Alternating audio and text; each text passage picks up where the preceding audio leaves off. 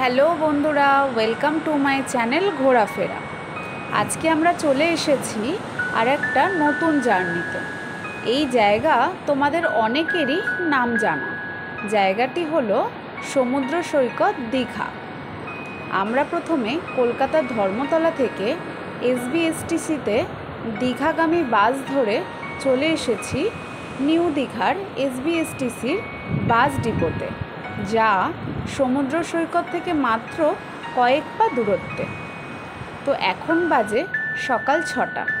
এই সকালের সৌন্দর্যটা তোমাদের সামনে তুলে ধরছি। দেখো বন্ধুরা, খুব সুন্দর অপূর্ব লাগছে এই সময়টাকে।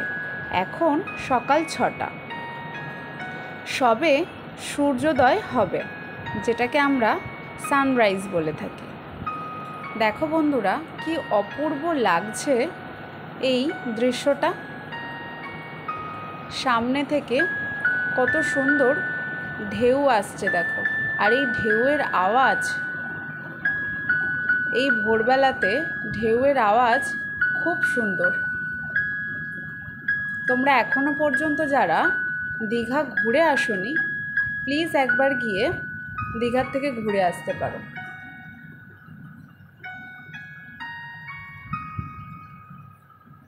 আশা করি তোমাদের অনেকেরই দীঘা ঘোরা রয়েছে, কিন্তু যারা এখনো পর্যন্ত ঘোরোনি ঘুরে আসতে পারো।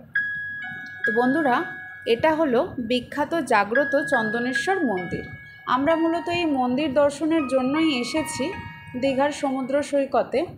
নিউ দীঘার সমুদ্র সৈকত থেকে খানিকটা পায়ে হেঁটে এগিয়ে টোটো স্ট্যান্ডে গিয়ে টোটোতে করে আমরা চলে এসেছি বিখ্যাত চন্দনেশ্বর মন্দিরে, যেটা পশ্চিমবঙ্গ রাজ্য পেরিয়ে উড়িষ্যা রাজ্যের মধ্যে পড়ে। তো দেখো, আমি এখন বাইরে থেকে ডাব কিনে ভেতরে যাচ্ছি মন্দির দর্শনের জন্য, এবং ওখানে পুজোও করব। আমার ডালা কেনা হয়ে গেছে, আমি এখন পুজো করতেই যাচ্ছি। তোমরা এখান থেকে ডালা কিনে নিয়ে তোমরাও পুজো করতে পারো। এখানে অনেক রকম ব্যবস্থা আছে, তোমরা আরতিও করতে পারো। আর মন্দিরের ভেতরে গিয়ে চন্দনেশ্বর মন্দিরের ভেতরে যে ভগবান আছেন তাকে তোমরা জল ঢেলেও পুজো করতে পারো, আর আরতিও করে নিতে পারো। এখানে খুব সুন্দরভাবে যারা পুরোহিত আছেন তারা খুব সুন্দরভাবে পুজো করিয়ে দেন। আর আমার গলায় দেখো একটা বেলপাতা আর ফুলের মালা রয়েছে, এটা আমাকে ওখান থেকেই মন্দিরের যে পুরোহিত রয়েছেন তিনি দিয়েছেন আমাকে। দেখো বন্ধুরা, মন্দির দর্শনের পর যেহেতু আমাদের দিনের দিন বাড়ি ফেরা, তাই হাতে থাকা কিছুটা সময় কাটিয়ে নেওয়ার জন্য আমরা সমুদ্র সৈকতে গিয়ে দেখো যে সমুদ্র সৈকতে দেখো যে ঢেউ আসছে, সেটা উপভোগ করার জন্য আমরা সমুদ্র সৈকতে কিছুটা সময় কাটানোর জন্যই এখানে বসলাম। বসে দেখো চারিদিকে কত লোক এসছে এখানে। আমরাও যেহেতু এখানে স্নান করতে পারিনি, কারণ আমরা দিনের দিন এখান থেকে বাড়ি ফিরে যাব, তো কিন্তু সমুদ্র সৈকতে আসলাম আর একটু সময় কাটাবো না, সেটা তো আর হয় না। তাই আসলাম সমুদ্র সৈকতে, এসে একটু পা ভিজিয়ে নিলাম আর এই ঢেউ উপভোগ করছি।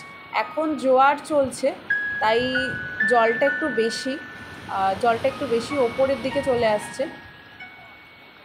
এখন এই সময়টাতে যারা স্নান করবে তাদের একটু আঘাত লাগতে পারে, কারণ এখন বালি যেগুলো রয়েছে, বালির থেকেও জল আরও বেশি এগিয়ে চলে আসছে পাথরের দিকে। এই সময় আসলে হাত পা একটু কেটে ছিঁড়ে যেতে পারে। দেখো বন্ধুরা, সমুদ্রের ঢেউটা দেখো। বন্ধুরা, আমার ভিডিও যদি তোমাদের ভালো লেগে থাকে তাহলে অবশ্যই একটা লাইক, কমেন্ট আর শেয়ার করে দিও, আর সাবস্ক্রাইব করতে ভুলো না। আমার নতুন ভিডিও পাওয়ার জন্য তোমরা অবশ্যই সাবস্ক্রাইব করে দিও চ্যানেলটাকে, যাতে তোমাদের কাছে সবার আগে নোটিফিকেশান এসে যায় আমার ভিডিও।